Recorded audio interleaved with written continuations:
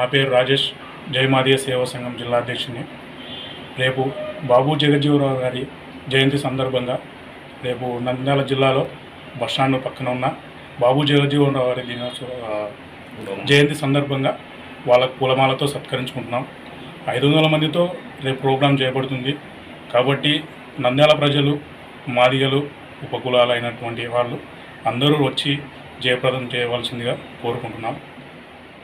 మాదిగ సేవా సంఘం అధ్యక్షుడిని, కర్నూలు జిల్లా అధ్యక్షుడిని, 2 జిల్లాల ఉమ్మడి జిల్లా అధ్యక్షులము.